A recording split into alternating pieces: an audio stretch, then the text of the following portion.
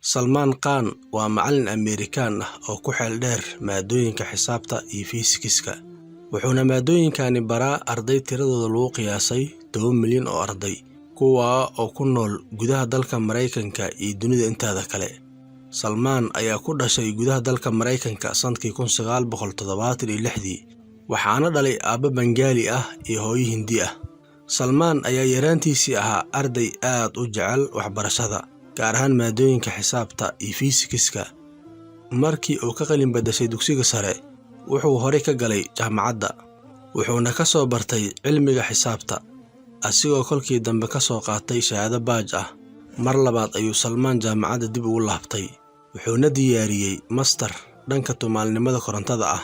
Tilaabo saddexaad ayuu haddana qaaday oo wuxuu ku biiray jaamacadda Harvard, wuxuuna jaamacaddani ka soo qaatay shahaado master ah oo dhanka maamulka iyo maareynta ganacsiga ah.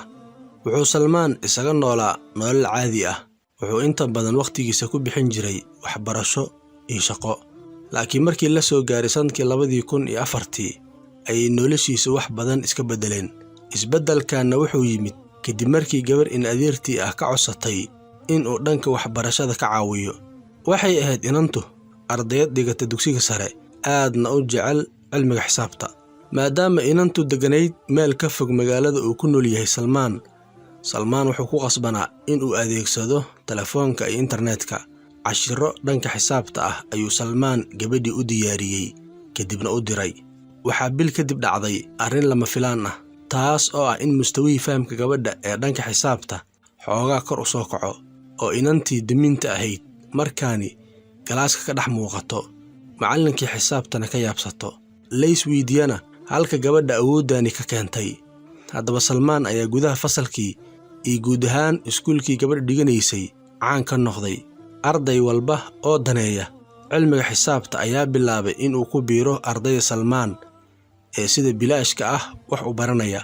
Haddaba Salman ayaa ballaariyey mashruuciisa waxbarashada bilaashka ah ee lagu baranayo xisaabta, wuxuuna bilaabay in uu sameeyo muuqaallo gaagaaban oo ku sharaxayo culuum kala duwan, kadibna ku faafiyo YouTube-ka oo markaasi dunida ku cusbaa.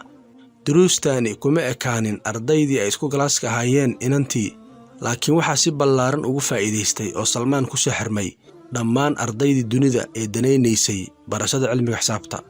Muuqaaladii gaagaabnaa ee uu sameynayay Salman waxay sababeen in uu sanadkii 2008 abuuro akaademiyadda Khan ee tacliinta. Waxay noqotay iskuulkii ugu horreeyay caalamka ee dhanka internetka si bilaash ah wax loogu barto. Waxay akaademiyaddani u suuro gelisay dhammaan ardayda caalamka ku nool in ay helaan waxbarasho funuun kala duwan ah, haddana heer sare ah, isla markaana lacag la'aan ah.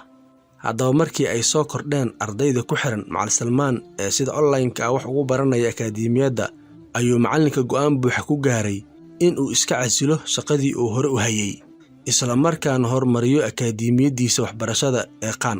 Laakiin waxaa qorshihiisa ka hor yimid oo mucaaraday xaaskiisa, waxayna odaygeeda Salman ku dhahday, annaga waxaan u baahannahay biil iyo masruuf, adiguna waxaad ka tegaysaa shaqadaada, waxaadna u wareeganaysaa shaqo kale oo aadan wax lacag ah ku qaadanaynin. Laakiin Salman ayaa dood dheer kadib xaaskiisa ku qanciyey shaqadiisa cusub.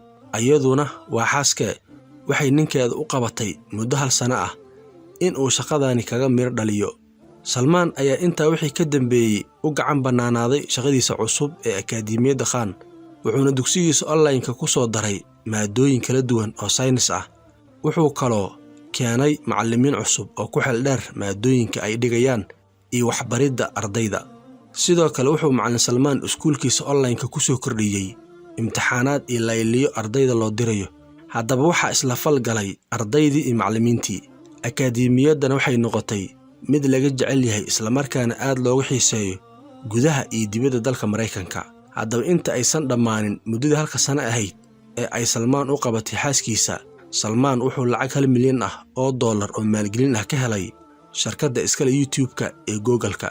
Mar kale ayuu haddana Salman akaademiyaddiisa u helay lacag badan oo maalgelin ah, waxaana lacagtani dambe siiyey maalqabeenka lagu magacaabo Bill Gates, kaa oo ku qancay waxbarashada bilaashka ah ee uu bixiyo Salman.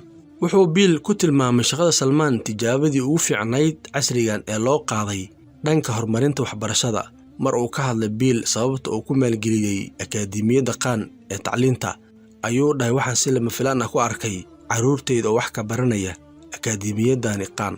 Waxaan kaloon ogaaday in fahamka caruurteyda kor u soo kacay kadib markii ay ku xirmeen akaademiyadani qaan. Muddo kadib caalamkii waxaa ka bilaabatay kacdoon dhanka waxbarashada online-ka ah. Waxaa dunidani ku soo kordhay nidaamyo badan oo dhanka waxbarashada online-ka ah. Waxay nidaamyadani inta badan ka dhimil qaateen oo ay ku daydeen qaan academy. Hadda iskuulo badan iyo macaahid xataa jaamacado ayaa ku tiirsan oo in badan ka faa'iideysta muuqaalada ay soo gudbiyaan isla markaana barahooda soo dhigaan qaan academy. Muuqaalada ay soo dhigaan baraha bulshada qaan academy waa kuwa si hufan loo soo diyaariyay, cilmi badanna ka buuxo, ka maarmi maayo arday danaynaya culuumta sayniska. Haddaba waxaan kula talin lahaa ardayda Soomaaliyeed inay ka faa'iideystaan akaademiyadani qaan. Waxaa dhacday in muuqaalada qaan academy loo turjumay afaf badan, waxaana sidaan loo sameeyay in bulshada dunidani ku nool wax badan ka faa'iidaan qaan academy. Haddaba daawashada baraha bulshada ee akaademiyadani qaan waxay gaartay malaayiin daawasho ah, waxayna noqotay qaan academy xarun waxbarasho oo dhanka online-ka ah oo caalamka idil laga jecel yahay.